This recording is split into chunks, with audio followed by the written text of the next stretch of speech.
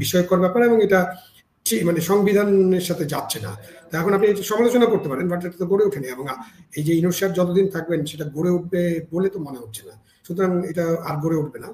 আমাদের সেনাবাহিনীর প্রধান তো 5ই আগস্ট তারিখে এবং তারও আগে, তারও 2 দিন আগে থেকে একটা ভূমিকা নিয়েছেন যাতে দেশে রক্তপাত বন্ধ হয়, দেশে একটা গৃহযুদ্ধের অবস্থা সৃষ্টি না হয়। তার অনেক সমালোচনা আছে, তিনি তার দায়িত্ব ঠিক মতো পালন করেছেন কিনা এটা নিয়ে আপনি বিদ্রোহ করতে পারেন, বাট আমি বাংলাদেশের অভ্যন্তরে থেকে যেটা দেখেছি যে 5ই আগস্টে উনি দাঁড়িয়েছিলেন এই হতাহত না হওয়া। শহীদ ভাই, আপনাকে শুভেচ্ছা। ধন্যবাদ আপনাকে, ভালো থাকবেন। শহীদ ভাই, আপনার কাছে আমার প্রথম জিজ্ঞাসা হচ্ছে, আপনি তো নানা ধরনের সরকারের সাথে কাজ করেছেন, আপনাকে এই সরকারটাকে আপনি কিভাবে সংজ্ঞায়িত করবেন? এটাকে আমি তো এই সরকারের সাথে কাজ করিনি, সুতরাং একেবারে ভিতর থেকে কি হচ্ছে না হচ্ছে এটা বোঝা আমার পক্ষে কঠিন।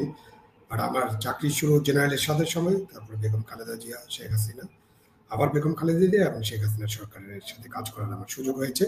2013 সালের আমি রিটায়ার করেছি শেষের দিকে, 2014 সালের প্রথমার্ধে, জানুয়ারি মাসের মধ্যে। সেই জন্য আমি 13 সাল বলি যে 13 সালে আমার রিটায়ারমেন্ট। তো এখন সব সরকারের সাথে কাজ করার তো নানান অভিজ্ঞতা, এই সরকারের সাথে যেহেতু কাজ করিনি, কিন্তু জনমনে এই সরকার সম্পর্কে যে ধারণা এবং যারা যা শুনি তাদের মনে হচ্ছে যে এই সরকার হচ্ছে এই বাংলাদেশের 54 বছরের মধ্যে সবচেয়ে দুর্বল সরকার। তো বাংলাদেশের 54 বছরে তো আমরা স্বৈরাচারী সরকার দেখেছি, সুতরাং তাদের নিয়ে অনেক আলোচনা আছে, তো তাদের অনেক সমালোচনা আছে, সেই নিয়ে তো আমরা আলোচনা করছি না।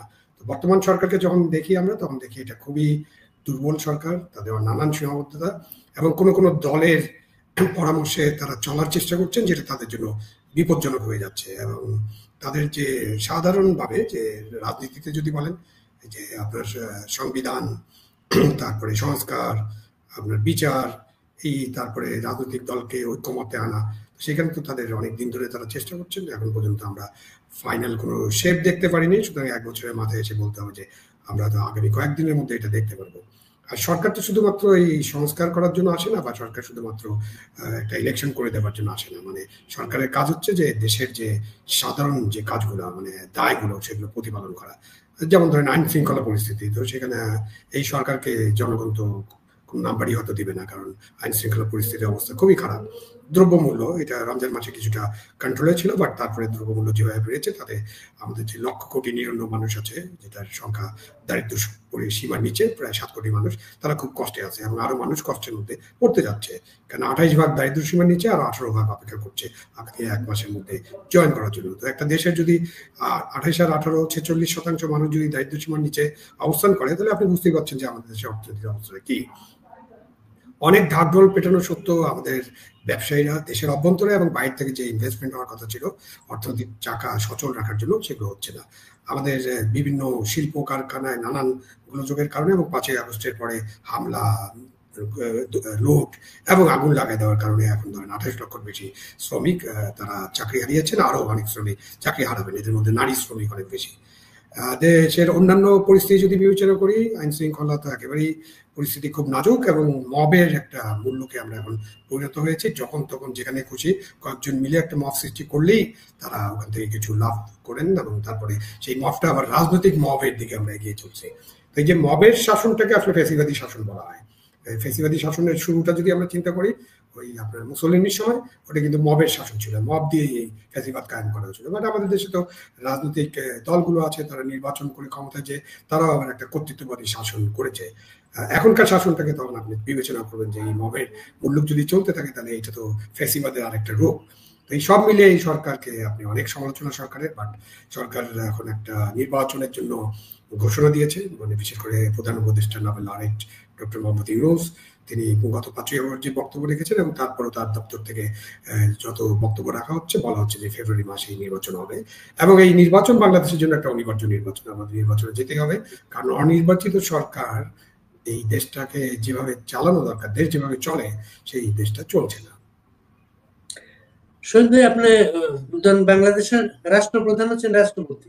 বাংলাদেশ এমন একটা সময় পার করছে, রাষ্ট্রপতির অধীনে নির্বাচিত শপথ নেওয়া সরকার, সরকার প্রধান রাষ্ট্রপতির সাথে মুখ দেখাদেখিরও সম্পর্ক নেই।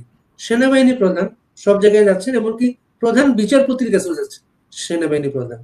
মার্কিন রাষ্ট্রদূত চাইল্ড অ্যাফেয়ার্স, তিনিও প্রধান বিচারপতির সাথে বৈঠক করছেন। এই নজিরগুলা সামনের দিনে বাংলাদেশ যখন রাষ্ট্রবিজ্ঞানের ছাত্রছাত্রীদের জন্য কি নজির থাকবে এটা? বাংলাদেশ তো এখন একটা বড় সংকটকাল অতিক্রম করছে। আপনি অনেকে ক্রান্তিকাল বলেন, এবং আমরা এই ক্রান্তিকাল তো কয়েকবার দেখলাম। আপনারা, আমার বয়স যেহেতু মোটামুটি কাছাকাছি, আপনিও ক্রান্তিকাল দেখেছেন, সংকট দেখেছেন। বিভিন্ন সংকটের সময় নানান পক্ষ ক্রিয়াশীল হয়ে ওঠে, সুতরাং আমি এগুলোকে এখন একেবারে স্পেশাল অ্যাটেনশন দিচ্ছি না। বাট আপনার প্রথমটা খুব গুরুত্বপূর্ণ, যে আপনি রাষ্ট্রপতির অধীনে আপনি উপদেষ্টা পরিষদ, মানে উপদেষ্টা পরিষদ মানে রাষ্ট্রপতিকেই উপদেশ দেওয়ার জন্য পরিষদ। বাট সেখানে এই শাহাবুদ্দিন সাহেবের ব্যাপারে প্রথম থেকেই আমাদের যে সরকার গঠিত হয়েছে, এবং সরকার যারা গঠন, যারা সরকারকে নিয়োগ দিয়েছেন বা যারা নিয়োগকর্তা, সেই নিয়োগকর্তারা কেউ শাহাবুদ্দিন সাহেবকে রাখতে রাজি নেন। শাহাবুদ্দিন সাহেব যেহেতু শেখ হাসিনার সময় রাষ্ট্রপতি নির্বাচিত হয়েছিলেন, এবং তাকে সেই ফ্যাসিবাদের দোষর বলা হচ্ছে, এবং তাকে সরিয়ে দেওয়ার জন্য তারা অনেক আন্দোলনও করেছেন। বাট রাষ্ট্রপতিকে সরানো সম্ভব হয়নি। ভবিষ্যতে কি হবে আমি জানি না। বাট যখন আপনি এই সরকার রাষ্ট্রপতির এই রেফারেন্স 106 আপনি রেফারেন্স দিয়ে যখন রাষ্ট্রপতির কাছে শপথ নিলেন, তখন একটা স্বাভাবিক সম্পর্ক গড়ে উঠতে পারতো, কিন্তু গড়ে উঠে নাই। এটা একটা বিস্ময়কর ব্যাপার, এবং এটা ঠিক মানে সংবিধানের সাথে যাচ্ছে না।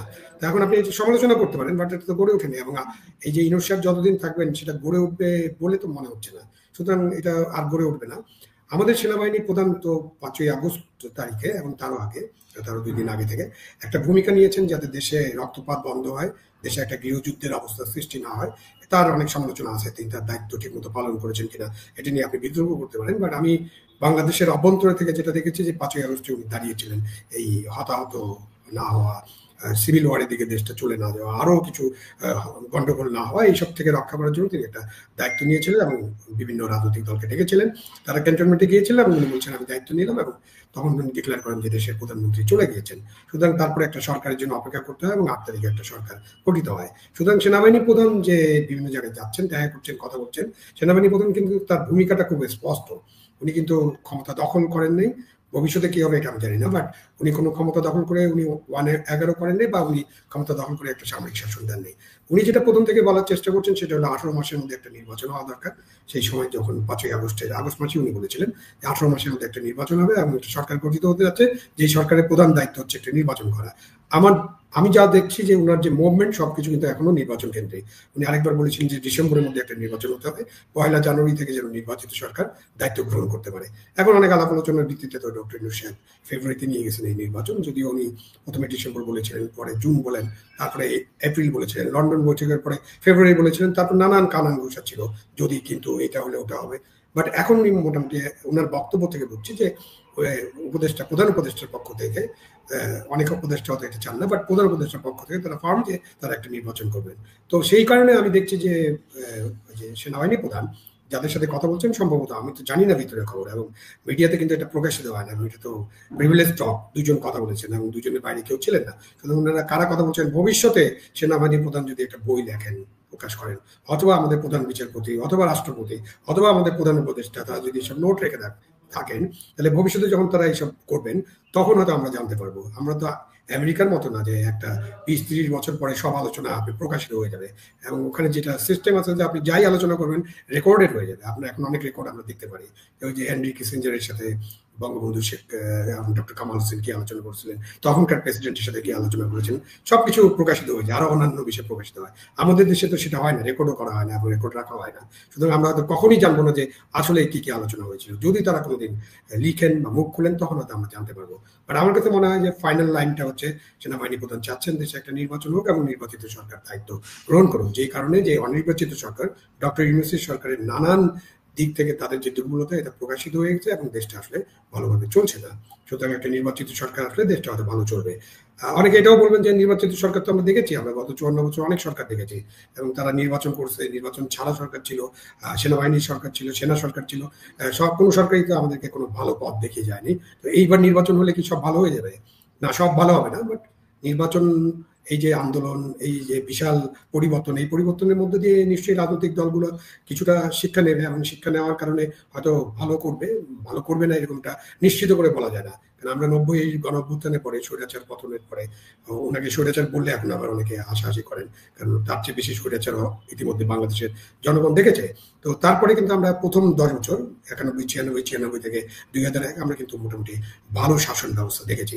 সুতরাং ভবিষ্যতের যে নির্বাচিত সরকার, ভালো একটা শাসন ব্যবস্থা, সুশাসনের কাছাকাছি একটা ব্যবস্থা, ভালো একটা গণতান্ত্রিক ব্যবস্থা, মত প্রকাশের অবস্থা, এবং যা যা হয়েছে যে গুম খুন আয়নাঘর এইসব থেকে বেরিয়ে যাবেন, সেটা প্রত্যাশা করা যেতে পারে এবং আশা করা যায়। আর সেটা যদি তারা প্রত্যাশা পূরণ করতে না পারেন, তাহলে তো আপনি আবার 5 বছর পরে আর একটা ভোট, এবং 10 বছর পরে আপনি যদি ভোট টোটও নষ্ট করেন, তাহলে প্রতি 10 বছর 15 বছর পরে এরকম একটা অভ্যুত্থান আপনাকে দেখতে হবে, এবং সেই অভ্যুত্থানের মধ্যে দিয়ে সবকিছু মীমাংসা করার চেষ্টা করা হবে। তো আপনি সেনাবাহিনী প্রধানকে 5 আগস্টের পর থেকে কি আপনি জিপিএ 5 দেবেন না পাস মার্ক দেবেন? না, এটা তো তার তো কোনো পরীক্ষা বসেন নাই, সুতরাং তাকে কেন আপনি জিপিএ 5ও দিবেন বা পাস মার্ক দিবেন কেন? সেনাবাহিনী প্রধান, অনেকে মনে করেন যে সেনাবাহিনী প্রধান আরো কঠোর বা শক্ত হতে পারতেন, তা তিনি খুব নরম মানুষ এটা ফের বলেন। আবার আওয়ামী লীগের পক্ষ থেকে বলা হয় সেনাবাহিনী প্রধান তার যে দায়িত্ব সেই দায়িত্ব পালন করেননি, সুতরাং তাকে নিয়ে নানান সমালোচনা আছে। আমি তাকে যেটা দেখছি সেটা তিনি তার কাজটা করার চেষ্টা করছেন, বাট সেনাবাহিনী প্রধান তো দেশের দায়িত্ব পুরোপুরি নেন নেই। দেশের দায়িত্ব একটা সরকারের কাছে আছে, সুতরাং সরকারের ব্যর্থতার দায়িত্ব তার উপরে চাপানো যাবে না। তবে তার চেষ্টা আছে, তিনি চেষ্টা করছেন। এর মধ্যে তো সেনাবাহিনীর সম্পর্কে নানান কথাবার্তা বলা হয়, ক্যান্টনমেন্টের ইট খুলে নিয়ে যাওয়ার কথা বলা হয়, তার ব্যক্তিগতভাবে তাকে আক্রমণ করে অনেক কথা বলা হয়, একটা গোয়েন্দা সংস্থার হেডকোয়ার্টার উড়িয়ে দেওয়ার কথা বলা হয়। তো এই অনেক কিছু তো আছেই। তো এই অনেক কিছুর পরে তাদের মুখে যখন শুনি, উনি যখন বলেন এরা বাচ্চা ছেলে, একটু বড় হলে বুঝতে পারবে, তো এইসব বিষয় আছে, অনেক আলোচনা করা যেতে পারে। বাট আমি এখন সেনাবাহিনী প্রধানের যে চেষ্টাটা, সেই চেষ্টাটা চালিয়ে যাক, দেশে একটা গণতান্ত্রিক একটা নির্বাচন হোক, একটা ভালো নির্বাচন হোক, সেখানে আমরা সেনাবাহিনীর একটা সক্রিয় অংশগ্রহণ দেখতে চাই। তাদের গভর্নমেন্টের প্রতি এবং নির্বাচন কমিশনের প্রতি তাদের পূর্ণ সাপোর্ট তারা যদি করেন, তখন মার্কিং করার সময় আসবে। তার আগে তাদেরকে কোনো মার্কস দেওয়া যাচ্ছে না এখন। গণ অধিকার পরিষদের সভাপতি নুরুর উপর হামলার পরে সরকার বলেছে যে তাকে যারাই এটা হামলাটা করে থাকুক তাদের বিরুদ্ধে ব্যবস্থা নেওয়া হবে। কারা হামলা করেছে সবাই এটা দেখেছে। সেটা আপনার কি মনে হয় সেটা সম্ভব, এদের বিরুদ্ধে ব্যবস্থা নেওয়া সরকারের পক্ষে? না, অবশ্যই সম্ভব। কেন, আমাদের যে আইন শৃঙ্খলা রক্ষাকারী বাহিনী আছে, বা যখন তারা আইন শৃঙ্খলা রক্ষার দায়িত্ব পালন করেন, তারা কিন্তু একটা তাদের যে কাজটা করবেন সেটা কিন্তু আইনানুগ হতে হবে, এবং বল প্রয়োগও প্রয়োজন হয় অনেক সময়, বাট বল প্রয়োগের একটা মাত্রা থাকতে হবে। সুতরাং এটার যে তদন্ত কমিশন হয়েছে, বিচার বিভাগীয় তদন্ত কমিশন, তার মধ্যে দিয়ে এবং দ্রুত করতে হবে তদন্ত কমিশনের কাজটা যদি শেষ হয়, এবং তখন হয়তো দেখা যাবে যে যারা দায়ী এককভাবে বা যারা গোষ্ঠীগতভাবে দায়ী, তাদের বিরুদ্ধে অবশ্যই ব্যবস্থা নেওয়া সম্ভব। এবং ওটা তো আপনার প্রশাসনিক ব্যবস্থা হতে পারে, এবং নূর সাহেব যদি একটা ক্রিমিনাল মামলা করেন, সেই মামলাও চলতে পারে, এটা সম্ভব। দলীয় সরকারের সময় এটা সম্ভব না, বাট এখন এটা করা সম্ভব। আর দলীয় সরকারের সময়ও এটা করা সম্ভব, কারণ যে সরকার দলীয় সরকার আছে একটা দেশে, সেই আপনাদের দেশে আছে, সব দেশেই তো দলীয় সরকার আছে। তো তখন যদি কোনো ঘটনা ঘটে, কোনো বাড়াবাড়ি হয়, আইন শৃঙ্খলা রক্ষাকারী বাহিনী যদি অন্যায়ভাবে কাউকে গুলি করে, হত্যা করে বা কাউকে পিটায়, অবশ্যই তদন্ত হয় এবং তদন্ত কিন্তু বিচার হয়। আমরা সেই অবস্থায় যেতে হবে, সম্ভব, এটা একেবারেই সম্ভব যদি সদিচ্ছা থাকে, সরকারের সদিচ্ছা। তবে সরকার যেভাবে 1.5 পৃষ্ঠার একটা বিবৃতি ইস্যু করছে, ওটার প্রয়োজন ছিল না। তারা জাস্ট একটা তদন্ত কমিশন করবে, তদন্ত কমিশনের রিপোর্টের ভিত্তিতে ব্যবস্থা নেবে। কেন, সরকার তো সবার জন্য বিবৃতি ইস্যু করে নেই। সেটাও সরকারের একটা সমালোচনা আছে যে অন্য কাউকে মারধর করা হলে তখন কোনো বিবৃতি নেই, একজনকে মারা হয়েছে তখন বিবৃতি হয়। ওই ঘটনাটা অবশ্যই নিন্দনীয় এবং এটা অন্যায় হয়েছে। একজন রাজনৈতিক নেতাকে এইভাবে শারীরিকভাবে লাঞ্ছিত করা দরকার নেই, প্রয়োজন ছিল না। যদি প্রয়োজন হতো তাকে আপনি গ্রেপ্তার করতে পারতেন, তাকে সরিয়ে দিতে পারতেন।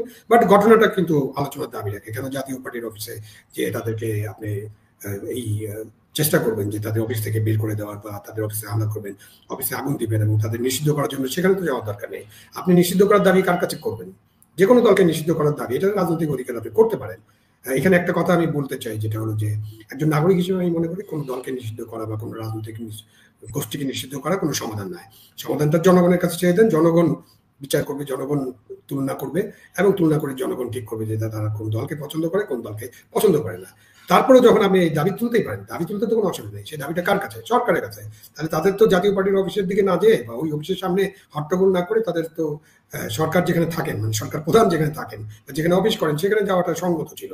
সুতরাং এই বিষয়টা কিন্তু পুরো বিষয় নিয়ে আলোচনা করতে হবে। শুধু একজনের উপরে হামলা হয়েছে বা একটা রাজনৈতিক গোষ্ঠী বা দলের উপর হামলা হয়েছে এবং সেই হামলাতে বাড়াবাড়ি হয়েছে, এই যে এখানে আলোচনা রাখলে হবে না। পুরো জিনিসটা এই তদন্ত কমিশন নিশ্চয়ই এটাও বের করবেন, এবং এখান থেকে একটা সিদ্ধান্ত আসা উচিত যে আমরা এইভাবে কোনো রাজনৈতিক দলের অফিসে বা রাজনৈতিক দলের বাসায় বা কোনো রাজনৈতিক নেতার বাসায় যে বা অফিসে যে হামলা করবো না। আপনার যা বলার, যা করার, সেটা আপনি রাজপথে জমায়েত হন, আপনি মানববন্ধন করেন, আরো অনেক কর্মসূচি আছে, সেই সব কর্মসূচির মধ্য দিয়ে আপনার বক্তব্য আপনি প্রকাশ করতে পারেন। আপনি যদি কর্মসূচিটাকে আরেকটু কঠোর করতে চান, তাহলে সরকার প্রধান বা সরকারের কাছে, সচিবালয়ের কাছে যে দাবি করতে পারেন।